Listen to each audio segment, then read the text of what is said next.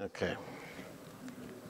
My job is to introduce the open government data movement to mainly the Python people. I assume the open government Chicago people. The original purpose of this was kind of to try to get you guys involved and aware of what's been going on with open government stuff in Chicago and nationally. And want to thank Mike Hall for connecting us. I don't know if Mike is here. He had some accident. Mike, you here? I don't think he is. Connecting us with Brian and getting this presentation together. So there's two types of kind of open data. There's data for transparency, and we can go all the way back to 1919 in Montana. A copper miner basically bought the entire Montana Senate and for $10,000 apiece, and he ran the state of Montana government. Didn't require a lot of money, and voters basically rebelled, and they passed a Public Corruption Act, and they eliminated corporate contributions, and they limited the amount that an individual citizen can give, and they required that people make that public. So that's going all the way back to 1919. Now, interestingly enough, the Citizens United decision, which I think should be called Billionaires United, is going to reverse this decision probably in the next couple of weeks. The next big milestone was 1972, the Watergate Break-In. Some of you are too young to remember the Watergate Break-In, but basically Nixon had a crew of guys who broke into the Watergate Hotel, and they treated that as a little minor kind of offset thing, but during the investigation they discovered that the guys who had broken in were financed by guys like Howard Hughes, and people got very upset. In 1974, Common Cause led a national campaign. They got federal election law finance passed. They got state finance laws in 13, 14 states, most of the major states, and they were bipartisan, Republicans, Democrats. It was impossible for the Senate and the House to not vote for.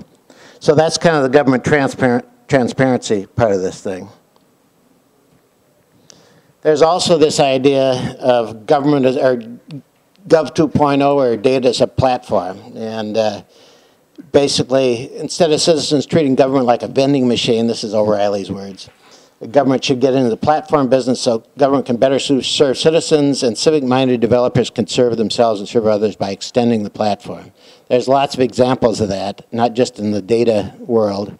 You've got lots of people making lots of money by doing weather reporting services. You've got the National Highway System, which has spawned all kinds of businesses and related businesses. And when you think about it, the internet, which goes back to the original military network, is a public project that the HTML that the web is built on, and goes back into the 50s, the early days, but it really started, the HTML aspect of it started in the early 90s.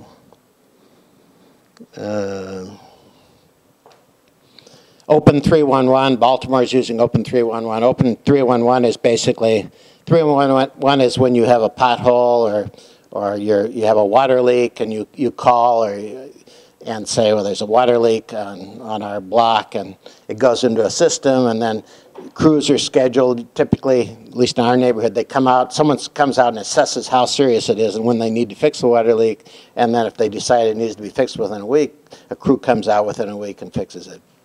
Open 311 allows people to programmatically file 311 requests, but also retrieve 311 requests in real time.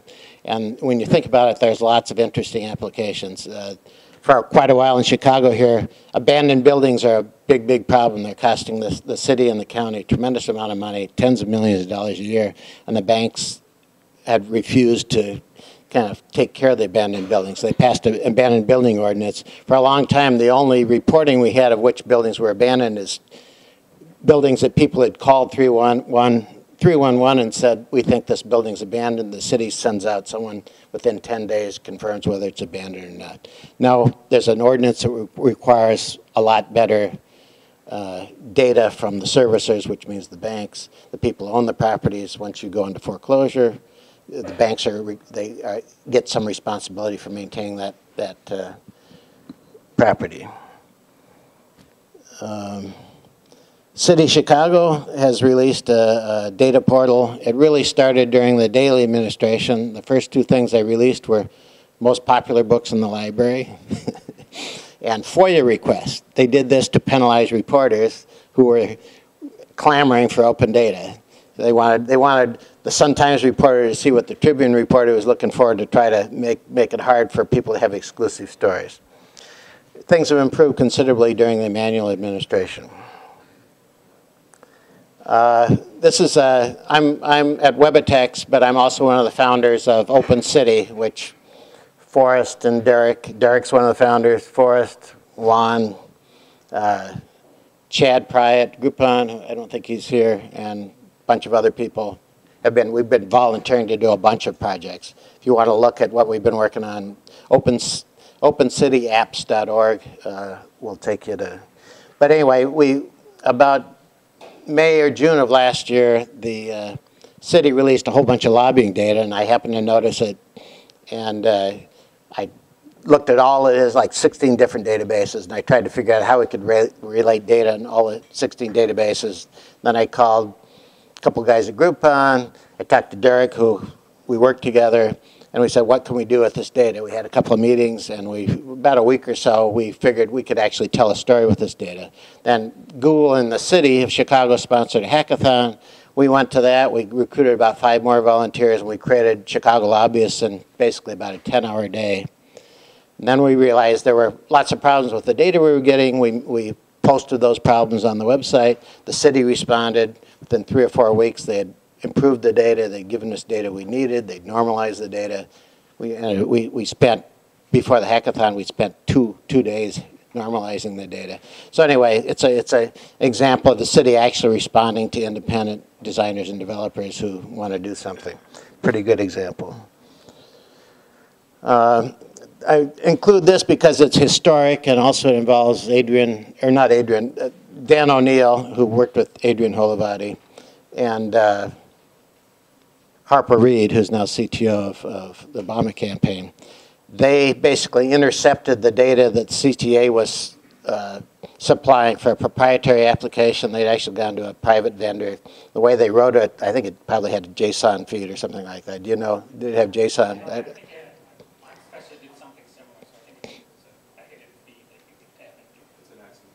Is it XML? Okay. I think they say it was an XML feed. They intercepted it.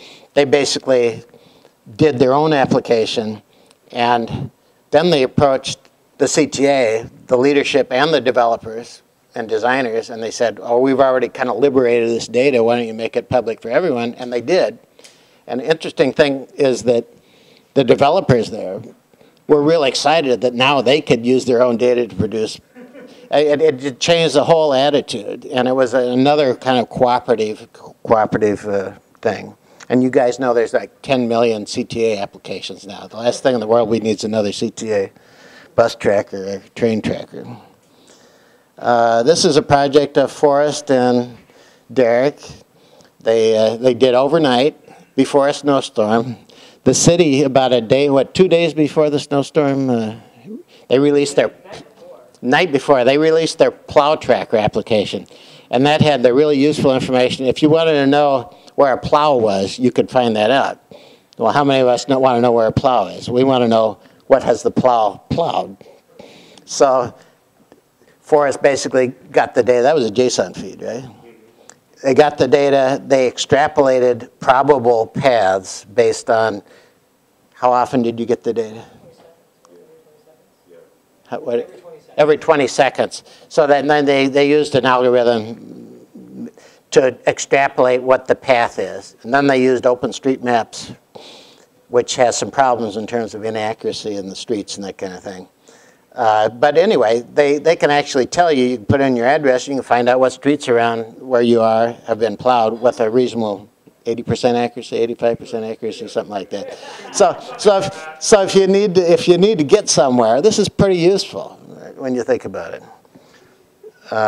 Now, they got in a little hassle with the city people for kind of criticizing the fact that it didn't occur to them that people didn't need to know where their plows were, but that's another.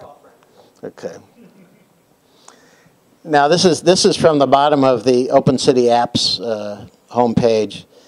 We've only been doing this stuff. We've really only been official since August or so. And in the few months we've been around, we've been on TV. These guys have been on TV how many times now? 3 times? Two, once each. We've done radio interviews. We've had national stories. We've had New York Times used our Chicago lobbyists to research an article. I mean, this is showing you how easy it is to get attention and press in an environment where really none of this was being done on this scale. And Juan gets a little credit. He's our press guy, PR guy here. Now I'm going to go back a little bit. The first really well done open data project was in Washington, D.C. It was run by a guy named Dan Thomas, who's really a seminal figure in open data. He was in charge of the project. Obama's open data guy was kind of working for him, the previous open data guy. And the big challenge was not really writing the code or supplying APIs and bulk downloads. It was how do you convince all of the heads of each department that they should make their data public. So Dan was a really good organizer, and he had the support of the mayor. And so he went around and he interviewed all 34 department heads, and he identified the one guy who would agree immediately to release his data. And so they got together with him, they released the data, and then the mayor had a little internal ceremony where he put his arm around the first guy and, and said, "This is just fantastic." And immediately, guys who were down here, all of a sudden they wanted to start getting in line. So by that simple tactic of just, the way you kind of get new technology into a big organization by just taking a little teeny bit at a time, he got all the way through all these 34 guys. The 34th guy refused. It turns out he was the only guy who was actually corrupt and he was hiding data for a real good reason, because he was taking money to screw things up. But anyway, this site is very important. I think it's data.dc.gov. It's very important in the history.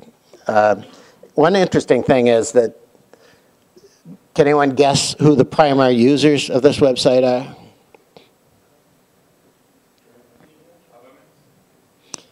The city of DC. Give you an example. The city of Chicago has a full-time lawyer who does nothing but file FOIA requests with the police department. So just making government more efficient, like the city of Chicago has 7 different departments that deal with housing, often with the same things, same data. So it's really, really difficult, and they don't talk to each other. This is pretty typical in some large governments.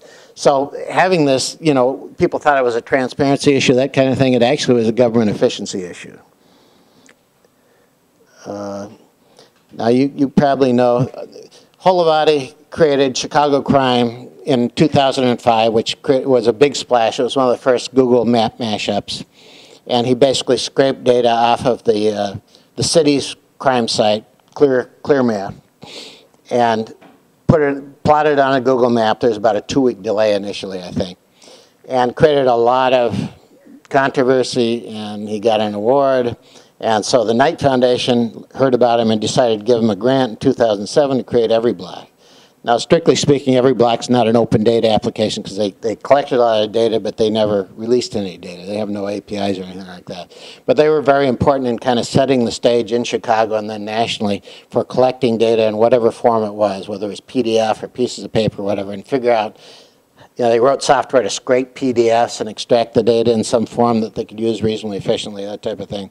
So they made a big impact on people like us who are interested in open data, and Dan O'Neill was responsible for approaching city officials and eventually traveling all over the country and getting data from lots of, so governments become aware that there was a market, there was a reason to provide data partly through EveryBlock.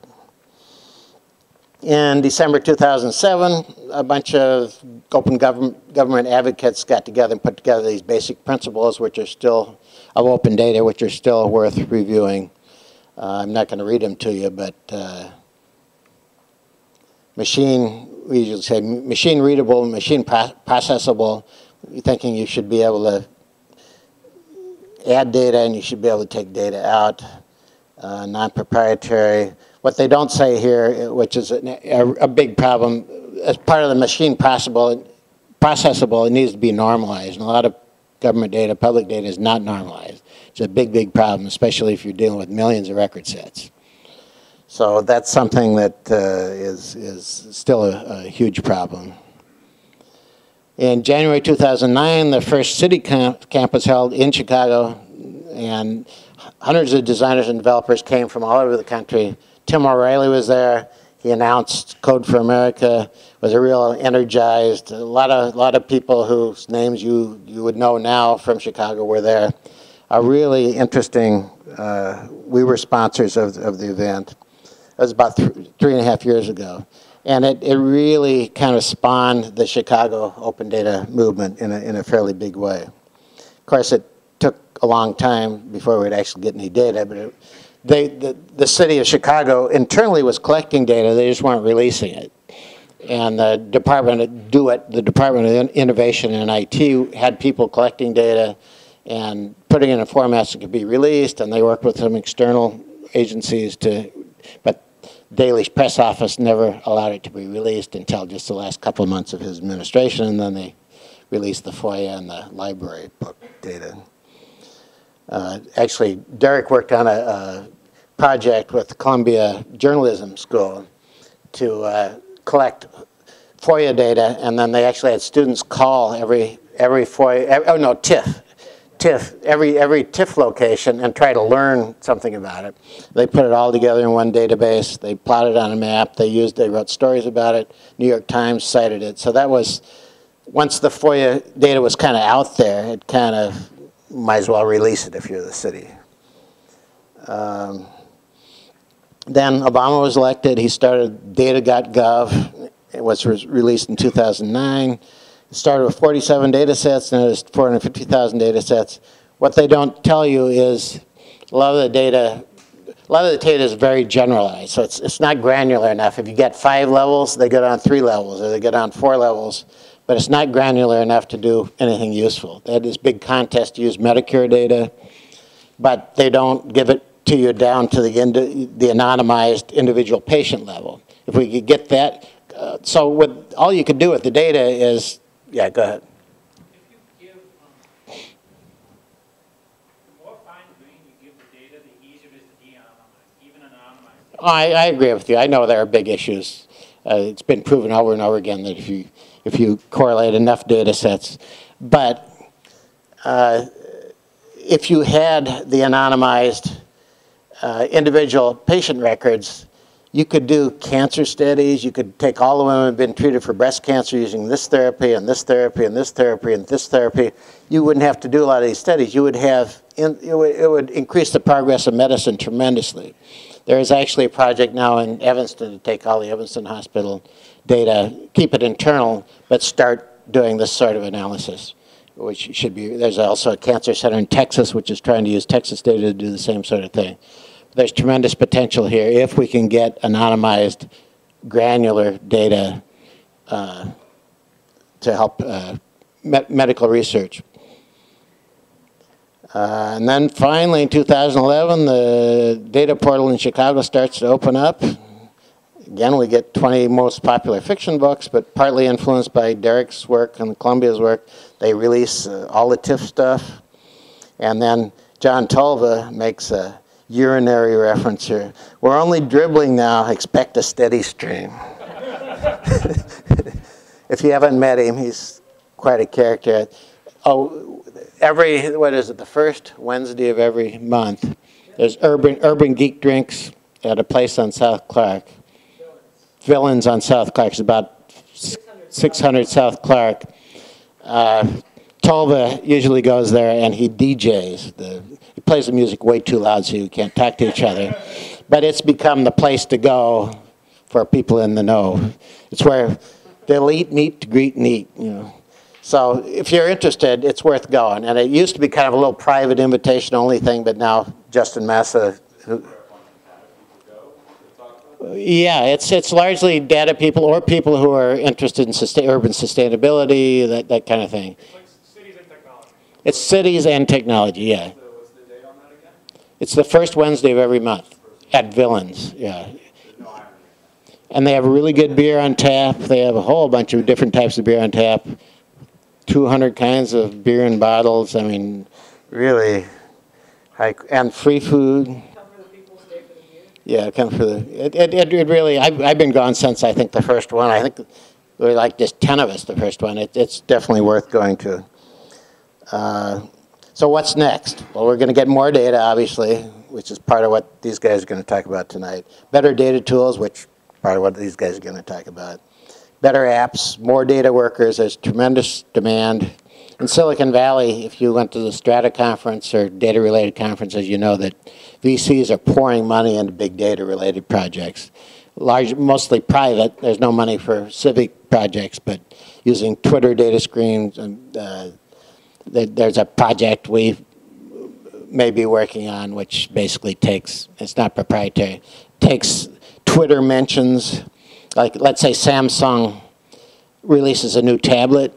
Well, within 2 or 3 hours, you can mine the Twitter fire hose. You can find out what people are thinking about the tablet, the first one, the early adopters, and then you can make a stock recommendation to people who subscribe to the service based on the initial social media reaction to the release of the product. That, a lot of that kind of stuff going on. A research paper that studied that also. They try to predict the stock market. That's more difficult, obviously. There's a whole bunch of this type of stuff going on, which we don't have time to talk about now. Now, when I say more sustainability, there's lots of reasons to think that data can be used to reduce people's energy consumption. Like when you think about it, in states that have public power, where you can get the data is public about how much energy an apartment uses. There are some states require that when you post a classified ad about an apartment, you not only put the rent, but you put the monthly utility cost. Because if a student's going to rent an apartment, they want to know the total cost. So if you show the total cost, the landlords have an incentive to improve the energy efficiency because you're comparing the real cost. Now, where you have private utilities, it's very difficult to liberate that data. So Illinois has a law that kind of requires ComEd to release their data, but you have to make a phone call. It's not machine, you don't have to post it in your classified ads, that kind of thing. So there's lots of potential for improving energy efficiency and sustainability, which unfortunately is dependent on a lot of that data being in private hands.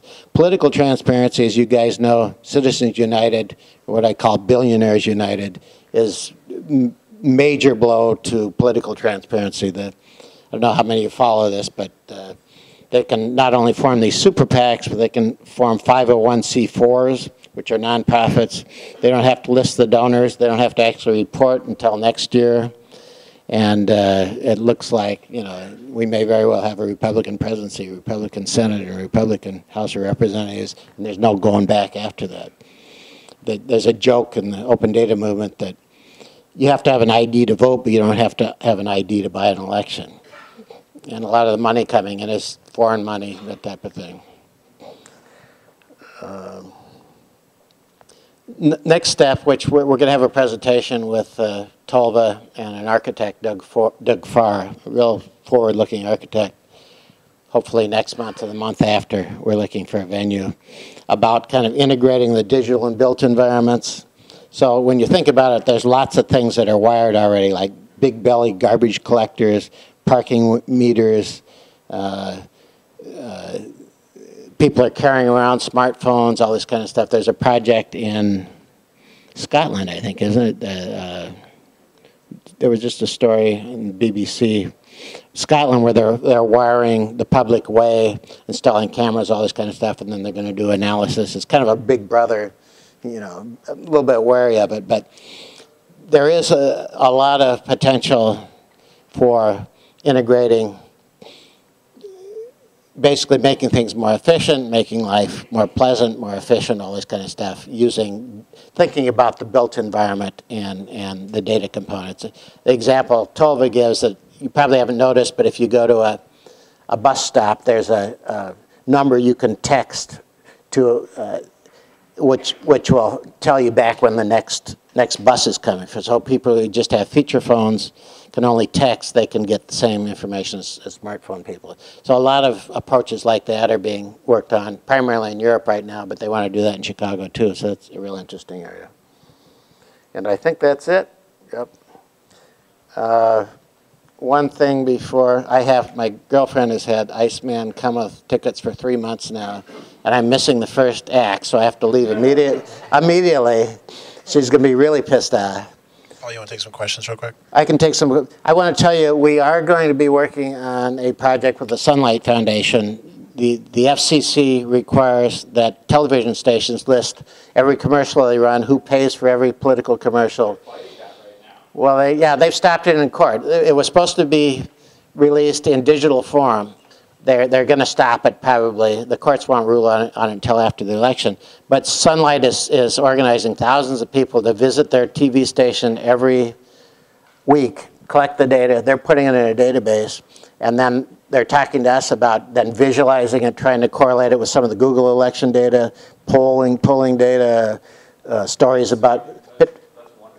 So we're going to be looking for volunteers to work on that. If send me an email or Paul tweet me. WebEdTech, Yeah, if you're interested in working on that. Well, first thing, good job. Thanks, Paul. If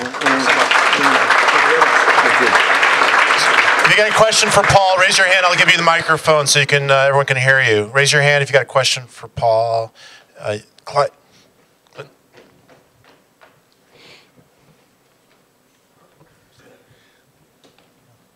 Do you have any of the land plat and street easement type of information online anywhere?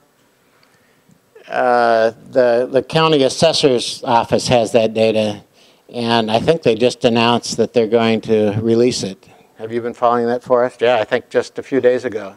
Really? Yeah. Skeptical. I'm not sure. I don't know. I mean, I would be surprised if that ever happens before we get it. No, I think that there was just a press release like 3 days ago saying they're going to release the parcel data and all that kind of stuff. It is going to be available through CMAP. They haven't, CMAP gets that data from the assessors.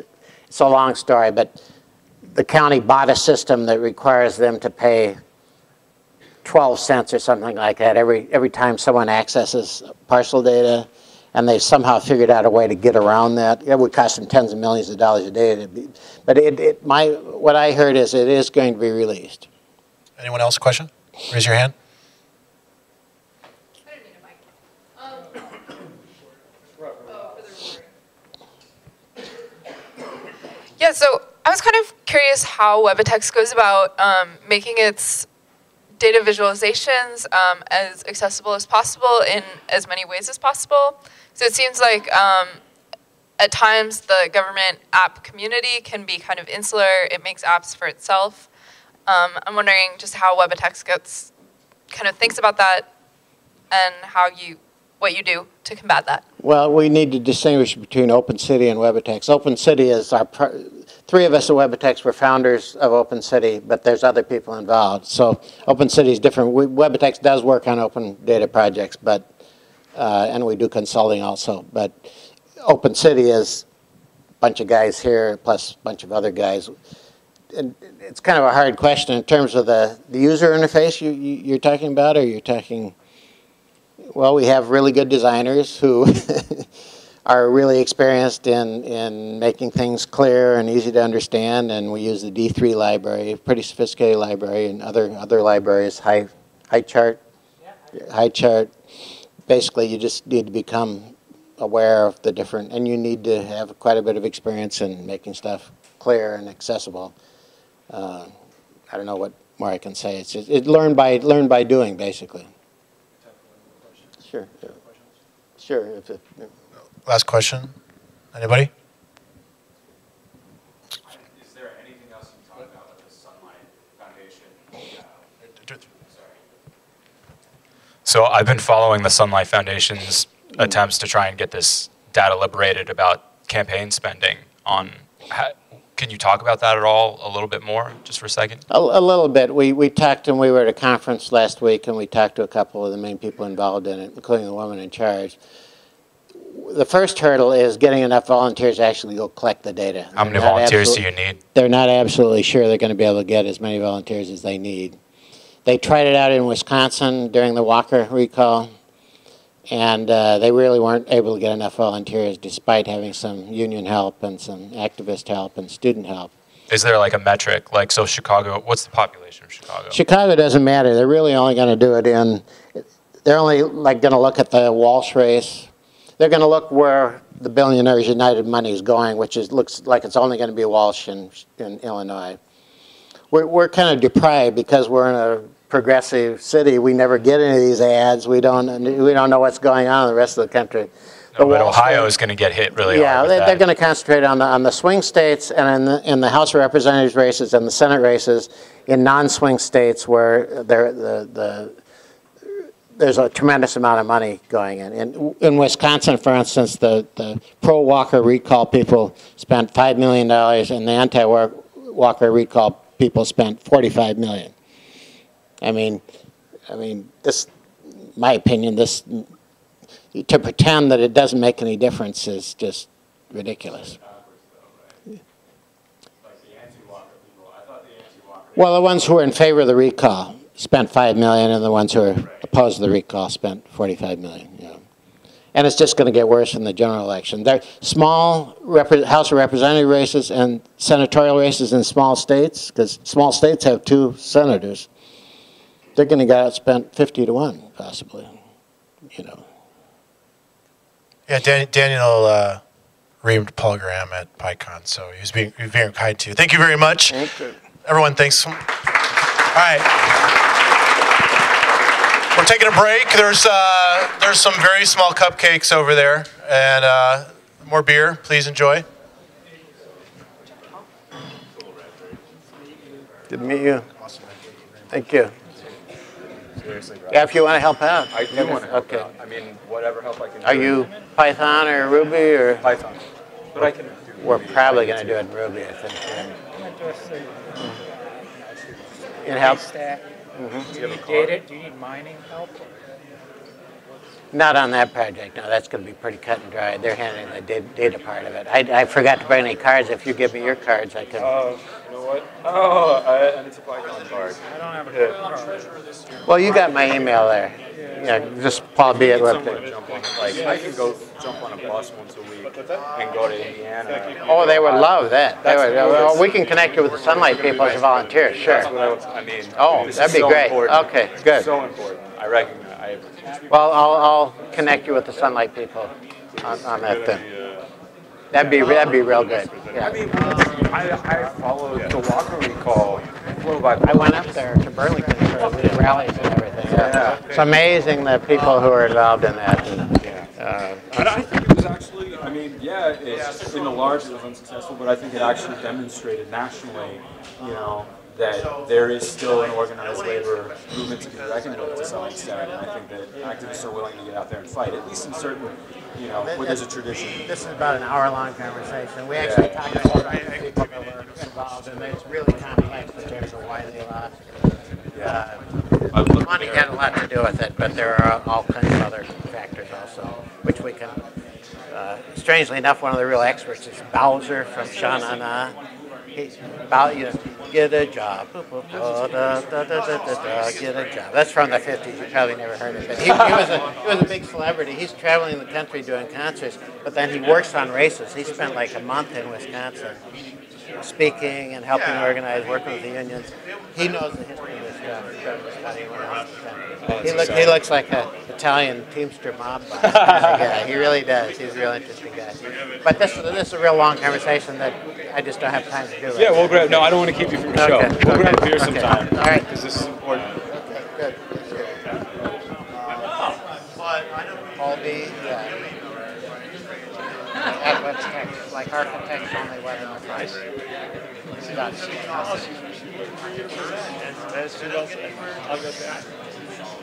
With a T, not an H. That last H there should be a T. Yeah, that's it. So this is a tone book, huh? I was interested in it, but I was afraid the functionality would be enough. Yeah. It was worked fine for this. Okay. Good luck. See you later.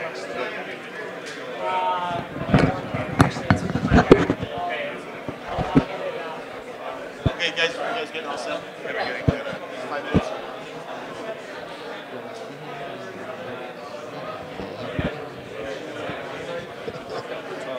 Thank you.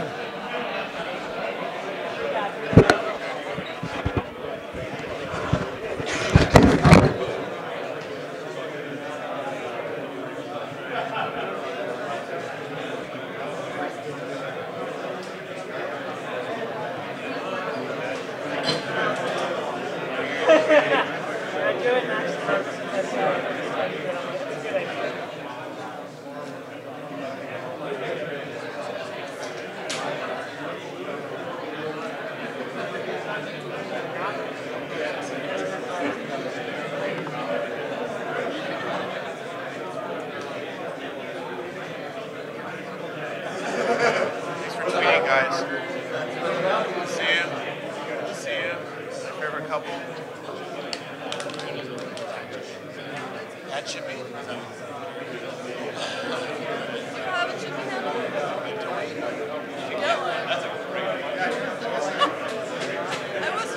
Why don't you get me one? Alright, I'll set it up. In charge of it. You have to hold a lot of responsibility. I walk around like, oh, I'm so tired from holding all the responsibility to that Chippy handle on Twitter. Oh, man. Yeah. Let's read Mighty Scar. I just did.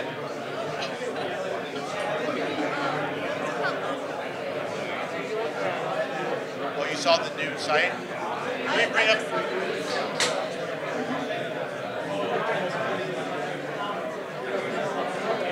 I have a new site. I have a new site design. I'll send it to the list. I'll send it put it up there real quick.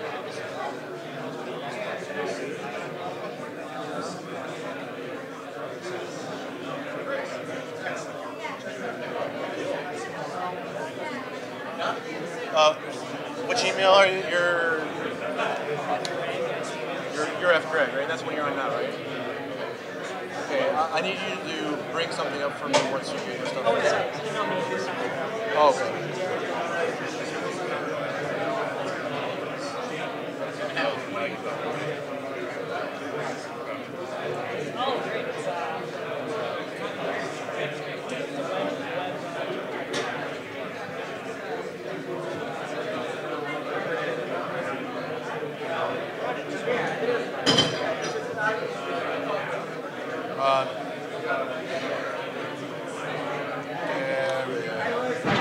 So I'm sending you this picture. It's a mock-up of our just real quick view of it. So, here's where you go.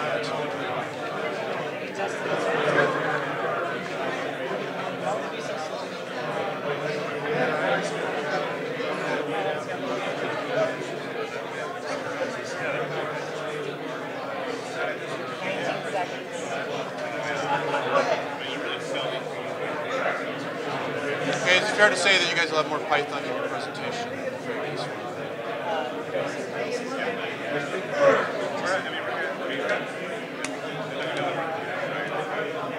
Excellent. We like that. We're going in that direction. That's all.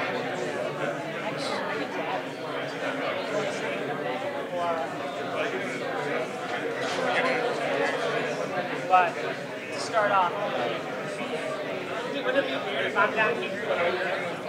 All right, we're starting in like a couple minutes. So start heading to your destination in life. Can you check your email real quick?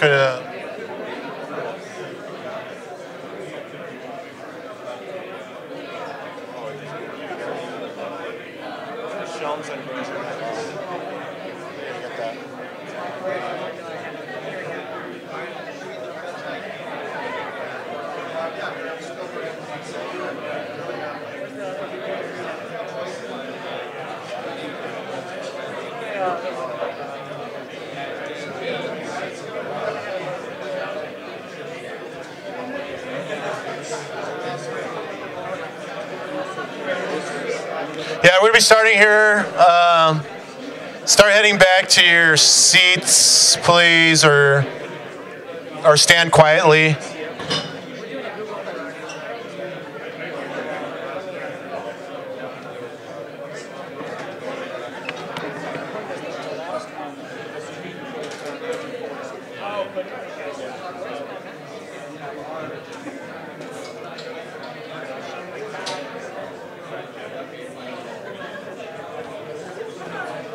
Okay, question for you.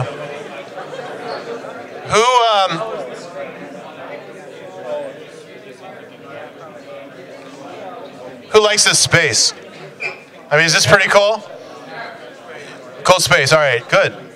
Yeah, so 1871, you know, they are still taking applicants. There's a waiting list, but they're still taking applicants. If you don't know what they are, they're one of the few digital co-work spaces in the world that's purely digital. And it's a 50,000 square foot facility. If you get a chance, walk around a bit. Notice its design and its atmosphere and its energy. There's a lot of good things going on here. There's a lot of Python going on here as well, which is also good, I think. So get on the website, and if you have a company, a small company, say 1 to 20 people, 20 maybe even too large, small company, and you want to pay, I'm probably misquoting them, but $400 a month per desk. Very good open office hours. They hold office hours in all sorts of areas. If you're a company looking for capital, come to their office hours for capital. If you're a company looking to meet developers, or you are a developer, come to those. Those are public, a lot of those. But if you're a member of 1871, there's a lot of private events you get access to as well. So, you know, Chicago is an international company, and, I mean, not company, city, with, you know, great sports teams, great airports, great transportation. We need a tech center like this. Our tech community should be larger than it is, and this is just the start of it. And it's really taken off right now. It's one of the few cities I can say there's more money investing than people taking the money to be invested. That's pretty impressive.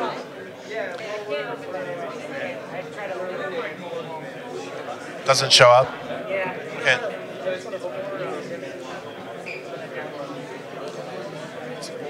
So one of the things we're working on right now, we have a mentorship program a lot of people are involved with. If you want to be a mentor or a mentoree, you know, contact the list and get involved with the community. One of the things we're working on right now is our website. It's being totally redone. And if our computer geniuses can figure out how to bring it up, I'll show you a mock-up of the site. Hey, Brian. What's up? What's involved in the mentor program? What's involved with it? Yeah. Well, you know, right now the mentorship program is very unstructured, but we have plenty of funds in order to host in-person meetings, and we have plenty of experts in different areas who'd be more than happy to meet with you at various locations, even Pumping Station 1, I presume. You'd be okay with hosting a mentorship there, I imagine. And it basically entails, you may be a very novice developer and you want to work on something with Python, or you want to work on something very advanced. And there's also, you know, there's a migration path to other internships with some of the companies we've built relationships with. I believe we even have an intern from Lakeshore here tonight, and you know, that sort of thing is certainly, you know, just really a starting point. It's a seed. So as you see up here, before we get started, you just look at this. This is kind of a mock-up of our new site. We're going to make it look a little more professional, but besides that, the character is still there. Chippy is our mascot. We did vote on that at one point. It is pronounced Chippy. If you say it wrong, we'll do things to you that we don't want to talk about right now. And the graphic was done by the girlfriend of a PyCon attendee who gave me his card. And I said, wow, that's some really cool watercolors on the back of your business card. Can you do a logo for Chippy? And they said, hell no. And I said, please, we'll throw money at you. And they said, okay. So that's our new logo. And it's silhouetted up there. As you saw on the list, we were talking all about SVG and some crazy stuff, and that was derived from that. So Yes, it will look better. Yes, it will be more functional. Yes, it's going to be done by the mentorship program. The graphics itself are contributed by Imaginary Landscape, who've been doing anybody there from there? They have a large Python background. Ian Bicking was there. There's a list of Python people that were there. And, but the design was done by them for free as a contribution to our group. So, Imaginary Landscape, we appreciate you, yeah, very much. I gotta get rid of that "to" there, that welcome to Chippy. I just can't, that just kills me. But our mentors tell me that they can easily hackser that with some HTML scripting, but they're gonna do jQuery to change that. Oh my God, jQuery fixes it all. All right, so we're ready for the next presentation. Everybody ready? Everybody got another beer? Are we out? We still got beer? There's some very, very cheap wine over there. Okay, I'm impressed with our consumption. So, guys, I'm going to let you introduce yourself because I just can't do you justice, and I thank you so much for being here tonight. Warm welcome. Thank you. Thank you.